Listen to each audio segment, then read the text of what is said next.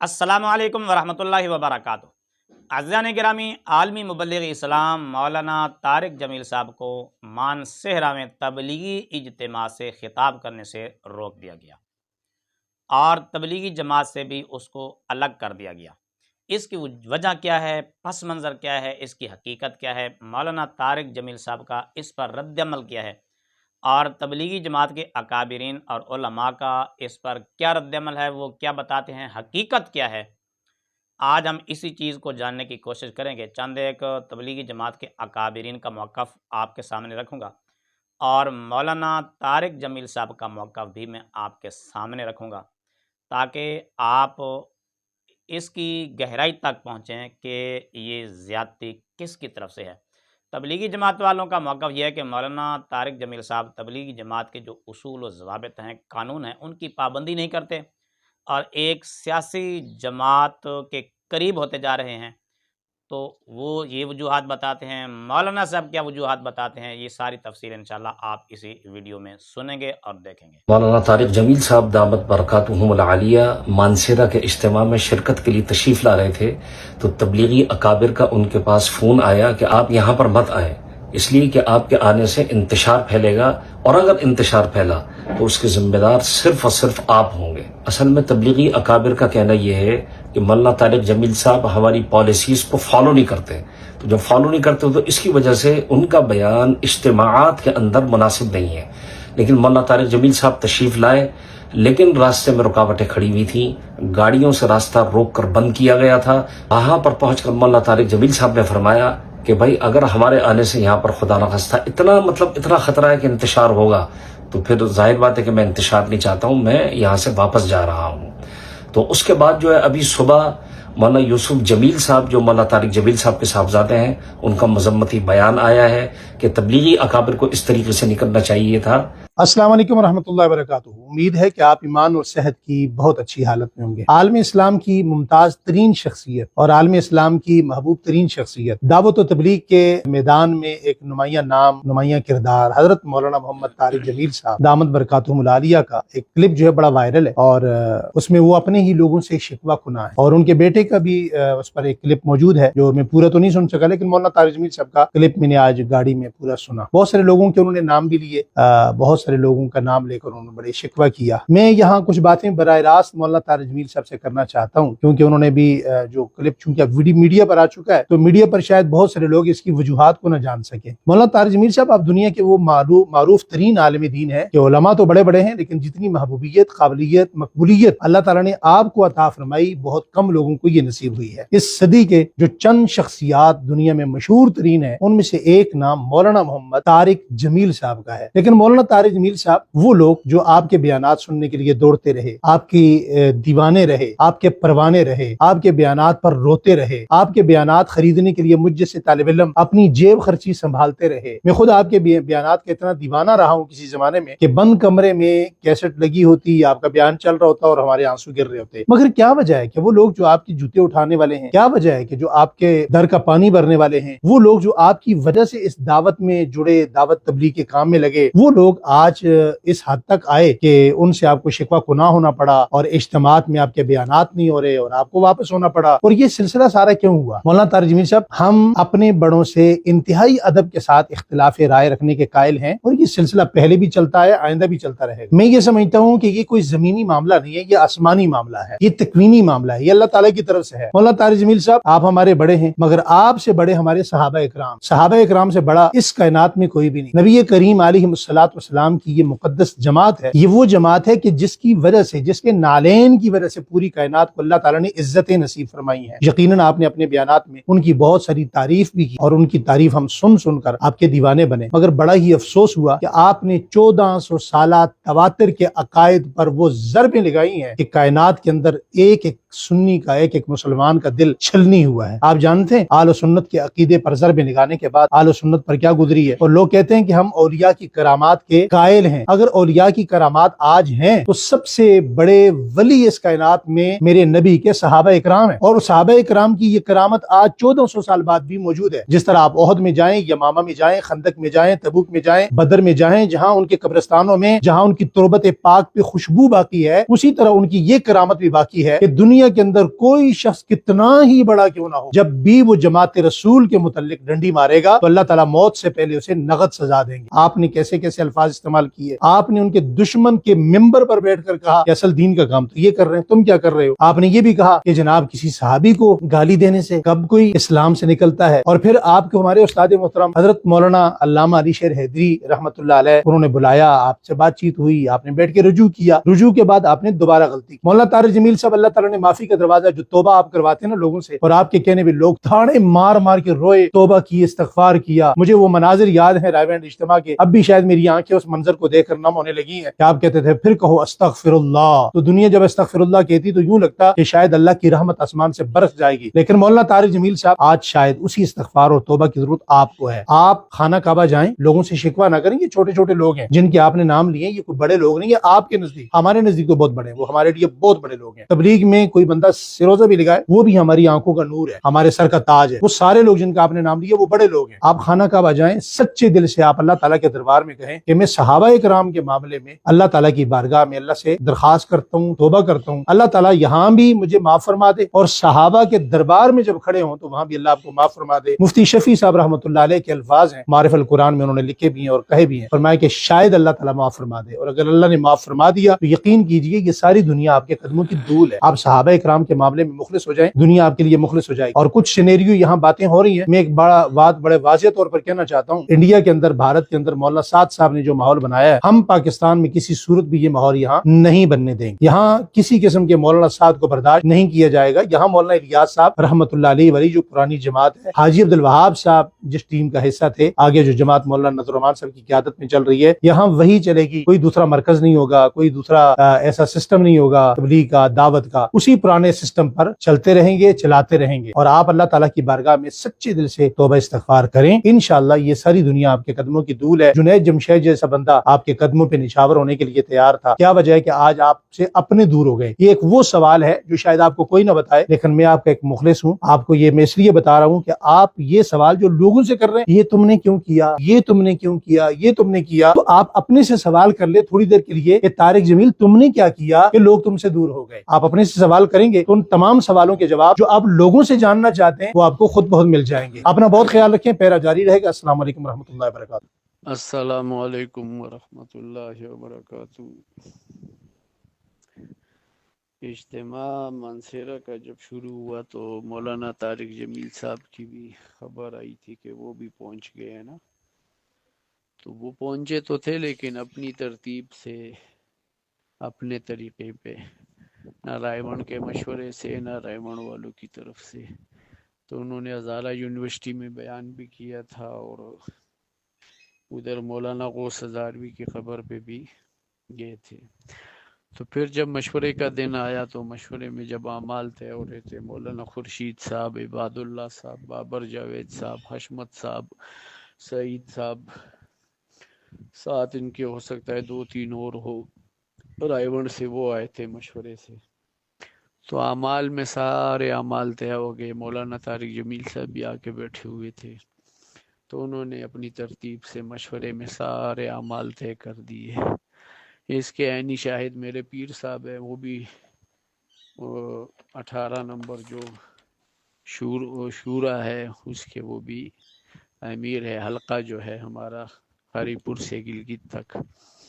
تو کہتے سارے اعمال طے ہو گئے، تو کسی عمل میں بھی کسی نے بھی مولانا طارق جمیل صاحب کا نام تک نہیں لیا، کسی بندے نے بھی۔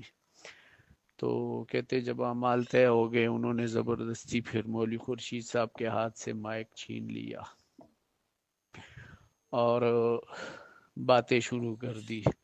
ان میں یہ تھا کہ مجھ سے اللہ نے بر اعظموں میں کام لیا، اور یہ مولوی خورشید ہے، اس کو میں نے انگلی سے چلایا ہے، یہ بچہ تھا، اور یہ جو ضیاء الحق بیٹھا ہوا ہے مولوی ضیاء الحق، اس کو ہدایات میں نے سکھائی ہے، لفظ بلفظ اس کو عربی ہدایات میں سکھاتا تھا۔ تو یہ مجھ سے کام ہوا، یہ میں نے کیا، اور اب مجھے لوگ چاہتے ہیں، میرا باہر سوشل میڈیا پہ چل رہا ہے کہ مولانا کا بیان ہوگا ظہر کے بعد، تو کہتے اب میرا بیان ہوگا، کل ظہر کے بعد میرا بیان ہوگا، ہر حال میں ہوگا۔ تو پھر جب وہ اٹھنے لگے اور بھی کافی باتیں سنائی، یعنی باتیں تقریباً ایسی تھی، اب میں اگر کہوں عجب اور تکبر پہ مبنی تھی تو شاید ان کے جو شاگرد ہیں تو لمبے والے وہ ناراض ہو جائیں، لیکن کیفیت یہی تھی تقریباً۔ تو ساتھ یہ بھی انہوں نے کہا کہ سب منافقوں کی شورا ہے، یہاں منافق بیٹھے ہوئے ہیں سارے، اور ہر شورا میں منافق ہیں۔ تو پھر اٹھ کے جب جانے لگے موبائل وہ مائک پھینک دیا اور کہا کہ میں کل کروں گا، پھر کہا کہ نہیں بھائی نہیں کرتا، ہنسنے لگے کہ میں اگر کرنا چاہوں تو میں کر سکتا ہوں، زبردستی کر سکتا ہوں، لیکن میں آپ ڈرو نہ، تو یہ مسکرا کے چلے گئے۔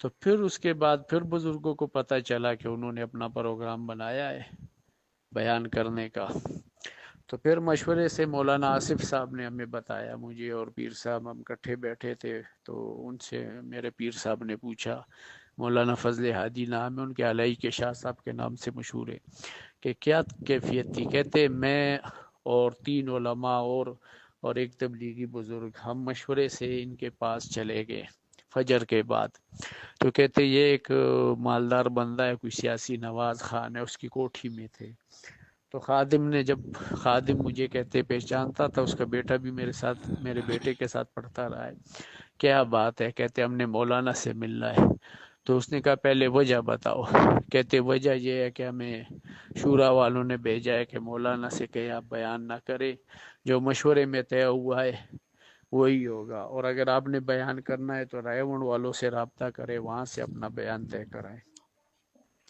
تو کہتے مولانا نے اندر سے پیغام بھیجا، نہیں میں کروں گا ہر حال میں۔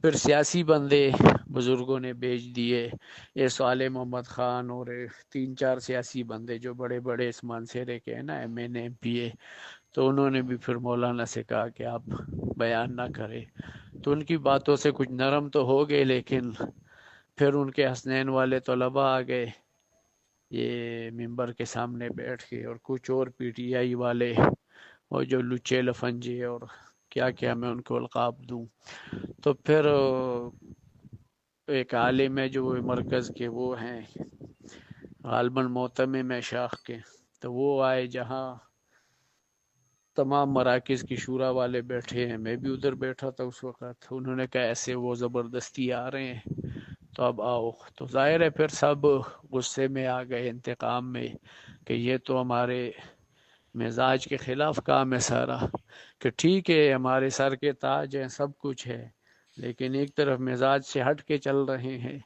سر عام پی ٹی آئی کی سپورٹ ہو رہی ہے، سر عام میڈیا اچھا ہے، یہ تو ہمارے تبلیغ کے مزاج کے خلاف چیزیں ہیں۔ تو پھر سب اٹھ گئے، اندر مشورہ ہوا، تو پھر یہی طے ہوا کہ ان کو نہیں چھوڑنا، تو پھر پیرے والوں کی ڈیوٹیاں لگ گئی، ہماری گاڑی تھوڑی بڑی تھی سیز میں، تو ایک بھائی نے کہا آپ اس طرف اپنی گاڑی کھڑی کر دو میرے بہنوئی کی، تو وہ گاڑی ہم نے کھڑی کی، دوسری طرف بھی گاڑی کھڑی کی، اور دور دور جو اجتماع کے راستے تھے جہاں سے گاڑیاں آتی تھی ادھر بھی، تو پھر ہم نماز میں کھڑے ہو گئے، نماز میں پھر جو ان کی سائرن والی گاڑیاں ہیں ان کے کچھ سائرن ہم نے سنے تھے، تو بعد میں نے ایک خاص ساتھی سے پوچھا، اس نے کہا راستے سے ہی واپس کر دیا ان کو، تو اس طرح پھر وہ واپس زبردستی یعنی بھیج دیا گیا۔ اور اس وقت ممبر پہ نماز سے پہلے مولانا عباد اللہ صاحب خود چڑھے تھے، مولانا ضیاء الحق صاحب تو مجمع کو ترغیب دے رہے تھے پیار محبت سے، یعنی آگے آگے نہ آؤ، اپنی جگہ پہ بیٹھو، اور مولانا عباد اللہ صاحب تو جو آگے آتا تھا کہتے بھائی اس کو بیٹھاؤ اس کو بیٹھاؤ، اور ضیاء الحق صاحب پیار محبت سے کہ یہ ہدایت کا مجمع ہے، اللہ اس کو ہدایت کے پھیلنے کا ذریعہ بنائے۔ تو لب لباب خلاصہ یہ ہے کہ مولانا نے اپنی جو رہی صحیح وقت عظمت قدر تھی وہ رائیونڈ والوں کے دلوں سے بھی نکال دی، تبلیغ والوں سے بھی۔ تبلیغ والا اس وقت 4 ماہ سے لے کر 7 ماہ شورا سارے تقریباً سب کی کیفیت اور نفرت کا اظہار ایک جیسا تھا۔ مجھ جیسا ملنگ بندہ بھی یعنی یہ کیفیات اچھی نہ لگی ہمیں، تو یہ مکمل کارگزاری ہے۔ پھر وہ چلے گئے اسلام آباد، اور یہ بھی کہا کہ منافقوں کا علاقہ ہے، میں پھر نہیں آؤں گا۔ تو ظاہر ہے اگر اس دن مولانا زبردستی یہاں چڑھ جاتے، کل وہ رائمنڈ ممبر پہ بھی چڑھتے، تو یہ تو ہمارے مولانا الیاس سے لے کے حاجی عبدالوہاب صاحب کی قبروں اور ان کی محنتوں، ان کی قربانیوں سے ایک بے وفائی تھی ایک قسم کی۔ یہ ممبر پہ نہیں تھا چڑھنا اس وقت، یہ تبلیغ پہ چڑھنا تھا۔ السلام علیکم ورحمۃ اللہ وبرکاتہ۔ ایک دوسری بات یاد دلانا چاہتا ہوں، 2018 میں تم نئے بٹ صاحب کو لے کے آ گئے تھے کہ آپ نے مشورے میں نہیں آنا۔ یہ تبلیغ پتہ نہیں آپ لوگوں نے کہاں سے سیکھی، میں نے تو نہ قرآن میں دیکھی، نہ حدیث میں، نہ سیرت میں، نہ مولانا انعام صاحب، نہ عبدالوہاب صاحب، نہ مولانا یوسف صاحب، نہ مولانا الیاس صاحب۔ یہ تم لوگوں کی اپنی تبلیغ تھی۔ میں نے کہا جی ٹھیک ہے، نہیں آتا ہوں، تمہیں یاد ہے اچھی طرح۔ اگلے اجتماع میں پھر 10 آدمی لے کر تم آ گئے، ڈاکٹر ندیم صاحب اور ڈاکٹر سلیم صاحب اور ڈاکٹر روح اللہ صاحب اور مولوی افتخار صاحب اور مولوی ضیاء الحق صاحب اور مولوی خورشید صاحب اور چودھری رفیق صاحب اور نعیم شاہ صاحب اور حشمت صاحب، ایک اور بھی تھا، میں نے 10 گنے تھے میرے ڈرائنگ روم میں۔ تم سب نے کہا کہ آپ نے مشورے میں نہیں آنا۔ عقل کے اندھو، اس کو تبلیغ کہتے ہیں کہ آپ نے مشورے میں نہیں آنا؟ میں نے کہا میں نے آج تک کبھی کہا ہے کہ میرا بیان کراؤ؟ نہ کرانا، میں آؤں گا۔ مولانا احسان صاحب نے میرا نام لے دیا، بیان طے ہو گیا۔ اگلا وہ دوسرے میسج میں تم نے سنا ہے کہ پھر مولوی حبیب الحق صاحب نے اور ضیاء الحق نے کیا کیا۔ تو یہ میرے پیارے کون سی تبلیغ کر رہے ہو؟ اور پھر تم نے مولوی عتیق نے مجھے خود کہا کہ جی ندیم اشرم کہتا کہ طاہر جمیل کا نام مشورے میں نہیں لینا۔ مولوی سہیل نے باقاعدہ علماء کی میٹنگ بلائی کہ اگر مولوی طارق جمیل کا نام آئے تو تم لوگوں نے کھڑے ہو جانا۔ وہ تو نام مولانا احسان صاحب نے لے دیا اس لیے کوئی کھڑا نہیں ہوا، کوئی اور نام لیتا تو شاید وہ کھڑے ہو جاتے۔ اور اس میں میرے اپنے شاگرد بھی تھے جنہوں نے آ کر مجھے بتایا۔ اور یہ عمر فاروق کو تم نے استعمال کیا کہ مولوی صاحب کی جماعتوں کے ویزے بند کرواؤ۔ یہ تبلیغ ہے، اس کو تبلیغ کہتے ہیں۔ مطلب نہ تم لوگوں کو دین کی سمجھ ہے، نہ قرآن کی سمجھ ہے، نہ سیرت کی سمجھ ہے۔ کیا کر رہے ہو تم لوگ بیٹھے ہوئے؟ اس قدر تم لوگوں نے مجھے دکھی کر دیا ہے۔ اس ظالم انسانوں، مجھے تو اللہ نے ذریعہ بنایا تبلیغ کے 6 بر اعظم میں پھیلنے کا۔ تو میں رائمنڈ سے باہر کوئی سلام کرنے والا کوئی نہیں، جاننے والا کوئی نہیں۔ مولوی بٹلہ کا بیان ہو رہا تھا کراچی میں، اور مجمع پوچھ رہا تھا یہ کون آدمی ہے جو بیان کر رہا ہے۔ یہ اس مجمع کو اس طرح تم نے بھیڑ بکری سمجھا ہوا ہے کہ جس کو مرضی بٹھا دو۔ میں نے تو کبھی بیان کا تقاضا نہیں کیا، لیکن تم لوگ جو اخلاقی گراوٹ میں جا چکے ہو، مجھے پچھلے زخم میں ان پر لیپ دیا ہوا تھا، لیکن اس دفعہ کی خباثت نے میرے وہ سارے زخم ادھیڑ دیے ہیں، اور اس کا انجام بھی اچھا نہیں ہوگا۔ ان قریب اللہ کا غیبی نظام چلے گا۔ اللہ کی قسم میں کبھی شرارت نہ کرتا ہوں، نہ کرنی ہے، لیکن اللہ کا غیبی نظام تمہیں اٹھا کے پھینکے گا جیسے قریشیوں کو پھینکا تھا۔ نہ تم میں شرم ہے، نہ حیا ہے، نہ دید ہے۔ ہم نے لائن کھینچ دیے، طارق جمیل ادھر، ہم ادھر، مولوی طارق جمیل کے بیٹے پیسے بنا رہے ہیں۔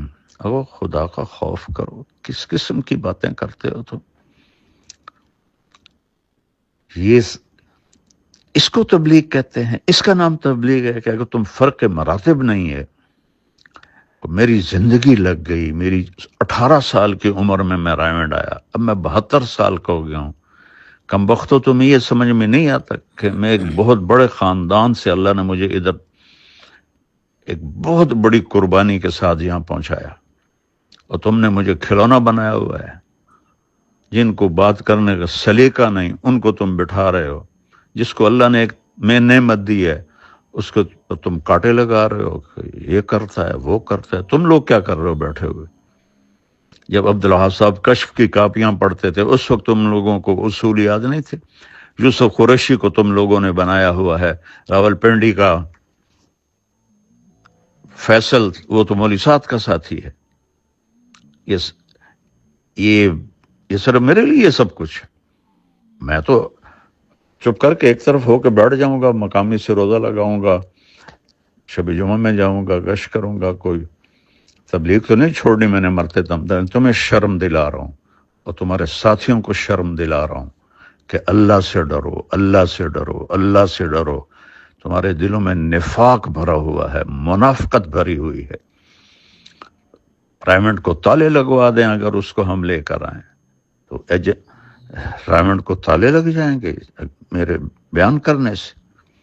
بہرحال میں بہت دکھ میں ہوں، اس لیے تمہیں پتہ ہے اتنے سال سے کٹھے ہیں، میں نے کبھی ایسی بات، لیکن تم لوگوں نے ظالموں مجھے وہاں تک پہنچا دیا ہے کہ میری بس ہو گئی ہے. اور تم بھی انشاءاللہ تیار رہو، تمہارے بستر بھی گول ہونے والے ہیں. اگر تمہاری یہی بد اخلاقی اور یہی منافقت رہی تو تمہارے بھی بستر گول ہونے والے ہیں. مولوی بٹلہ صاحب امیر ہیں، کس نے ان کو امیر بنایا ہے؟ کس کے سامنے یہ فیصلہ ہوا ہے؟ جو ایک سیکنڈ کا غصہ نہیں برداشت کر سکتا وہ امیر بن سکتا ہے، اور اس کو بھی تم لوگوں نے اپنے ہاتھوں میں رکھا ہوا ہے. یہ میں سارے میسج اب پوری دنیا میں پھیلاؤں گا. السلام علیکم ورحمۃ اللہ وبرکاتہ. ایک اور بات عرض کرنی ہے. تو 2000 میں مولوی ارشد گروپ آیا اور راجہ افسر، ان کی وجہ سے میں خاصا نشانہ بنا رہا، اور پھر رائیونڈ کا انتظام بھی سارا درہم برہم ہو کے رہ گیا. تو اللہ تعالیٰ نے ان کو فارغ کر دیا اور اس کی جگہ قریشی صاحبان آ گئے. کچھ عرصے کے بعد قریشی صاحبان بھی اسی ڈگر پہ چل پڑے، تو پھر اللہ تعالیٰ نے ان کو بھی فارغ کر دیا.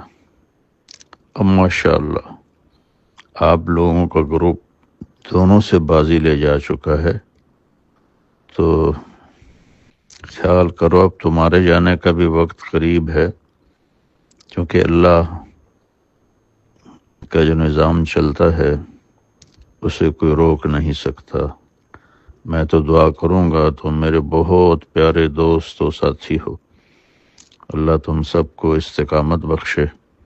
لیکن جو تم لوگوں نے یہ حماقتوں کے انبار لگائے ہیں اور انتہائی نااہلی کا ثبوت میں دونوں فریقوں سے آگے بڑھ گئے ہو، میں تمہیں نہیں کہہ رہا ہوں، تمہارے بارے میں مجھے پتہ ہے تم بالکل مجبور ہو. میں بالکل قسم کھاتا ہوں، تمہارے ذریعے سے اگلوں کو سنا رہا ہوں کہ اب تمہارے بھی جانے کا وقت قریب ہے. اگر تم نے اپنے چال و چلن کو نہ بدلا پھر اللہ تعالیٰ کا کوئی نظام چلے گا، تم انشاءاللہ باہر تشریف فرما ہوگی. یہ بھی کبھی ہوا یار تم لوگوں نے مطلب بےہودگی کی حد کر دی اور بد اخلاقی کی حد کر دی، جس میں تبلیغ کی ہوا ہی نہیں لگی. ایسی ضیاء الحق اتنا خوش، اتنی زندگی گزار کے اتنی بدتمیزی، مولوی افتخار، یہ سارے نہ مطلب تمہاری تو گواہی میرے پاس سینکڑوں طرف سے آئی ہے کہ تم بڑے اخلاق والے ہو، بڑے تحمل والے. یہ تو سارے زبانوں میں اپنے منہ میں چھریاں لے کے بیٹھے ہوئے ہیں. میں اپنے دکھ کی وجہ سے کہہ رہا ہوں، میری اللہ نہ کرے کوئی میں آپ لوگوں کے لیے برا سوچوں، لیکن جو کچھ آپ کر رہے ہیں تو وہ آپ اپنے لیے خود گڑھا کھود رہے ہیں اور اس میں گرنے کا وقت اب قریب ہے آپ لوگ. السلام علیکم ورحمۃ اللہ وبرکاتہ. معافی چاہتا ہوں میری بات لمبی ہو رہی ہے. ایک بات تم سب کو یاد دلانا چاہتا ہوں. تم جتنے آج بیٹھے ہو، بٹلہ صاحب، ڈاکٹر سلیم، ندیم اشرف اور افتخار اور بھی سارے جتنے تم لوگ بیٹھے ہو، قریشی زبان کے زمانے میں تم یہاں سے گزر بھی نہیں سکتے تھے. تمہاری جرت بھی نہیں ہوتی تھی کہ تم یہاں سے گزرو. کوئی اچھا برتن تمہارے سامنے پڑا ہوتا تھا، تم لوگوں کے سامنے میری مراد ہے. ضیاء الحق کے آنے کا پتہ چلتا تھا، تم لوگ برتن چھپا لیتے تھے کہ ضیاء الحق دیکھ نہ لے، خواجہ ضیاء دیکھ نہ لے. تو تمہیں یہ بھول گیا ہے کہ ان دونوں کو یہاں سے کون لے کر گیا تھا. میں تو تم سب کے مشورے میں بیٹھنے کا ذریعہ بنا ہوں، اور احسان تو جانور بھی نہیں بھلاتا، اور تم لوگوں نے تو حد ہی کر دی. اگر اس دن میں ہمت نہ کرتا تو آج تم اسی طرح اپنے کونوں میں بیٹھے ہوتے دبک کے. تو میں نے جنگ لڑی اور ان کو وہاں سے نکالا، اور پھر ان کے آنے کے راستے بند کیے، اور میں ہی سبب بنا تمہارے مشورے میں بیٹھنے کا. اور مجھے ہی تم نے اپنا ایسا دشمن بنا لیا کہ کھڈے کھود دو، گاڑیاں کھڑی کر دیا. کوئی شرم کرو، کوئی حیا کرو آپ لوگ سارے. مولوی خورشید تمہیں نہیں کہہ رہا ہوں، واللہ یہ ان کو کہہ رہا ہوں، ضیاء الحق جیسوں کو کہہ رہا ہوں کہ تم لوگ حیا کرو، کوئی شرم کرو. اس کا نام تبلیغ. 2018 میں مولانا احسان صاحب نے میرا بیان کی رائے دے دی اور طے ہو گیا، اور مولوی ضیاء الحق کہنے لگا کہ میری رائے ہے کہ مولانا طارق جمیل بیان نہ کریں، آنے جانے والوں سے گفتگو کرے. اس احمق کو اتنا بھی نہیں پتا کہ اس کو رائے کہتے. رائے تو ہوتی بھئی فلاں کا بیان ہو جائے، یعنی ان کا نہ ہو. پھر اگلی تشکیل بھی کر رہا ہے کہ آنے جانے والوں سے گفتگو کرے. اور اس کا چچا لاٹھی لے کر اٹھا اور ایک ایک مشورے والوں کے پاس گیا کہ اس کا بیان تبدیل کرو، اس کا بیان تبدیل کرو. اور پیچھے وجہ کیا تھی کہ فضل الرحمان جو ہے وہ ناراض ہے. تو حبیب الحق صاحب بھی بڑے تیش میں تھے، مجھے تو انہوں نے مرتد کہہ دیا تھا، اور اس کا بھی یہی حال تھا. تو اذا وسد الامر اذا غیر اہلہ فانتظر الساعہ. ان بے وقوفوں کو یہ نہیں پتا کہ میں ان کے مشورے میں بیٹھنے کا واحد میں سبب ہوں، اور یہ میرے ساتھ اس قسم کی بدتمیزی، بد اخلاقی، واہیاتی کرتے.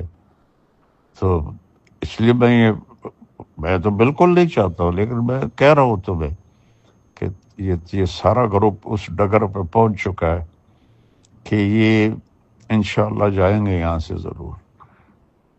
مشورے میں مولوی حبیب الرحمان نے میرا نام لے دیا کہ مولوی طارق جمیل کا بیان ہو جائے. مولوی بٹلہ نے نقد اس کو ذلیل کر دیا، اور میں بیٹھا ہوا ہوں جس کو اتنی بھی تمیز نہیں ہے کہ مشورے کے آداب کیا ہیں، وہ مشورے چلائیں گے.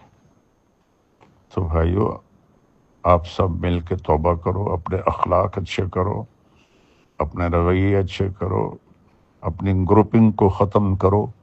یہ تم نے نئی تاریخ رقم کی ہے. چاروں دروازے، چاروں راستے بند، چاروں راستوں پہ پہرے. یار شرم ہی نہیں آئی تم لوگوں کو پتہ چلنے کے بعد بھی تم نے یہ ایسا کرنے دیا. میں نے واللہ بالکل نہیں آنا تھا. میری 54 سال کی تاریخ گواہ ہے کہ میں نے کبھی ایسا قدم نہیں اٹھایا. تو یہ نا دل کے پھپھولے جل اٹھے سینے کے داغ سے، اس گھر کو آگ لگ گئی گھر کے چراغ سے.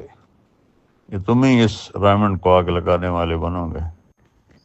السلام علیکم ورحمۃ اللہ وبرکاتہ.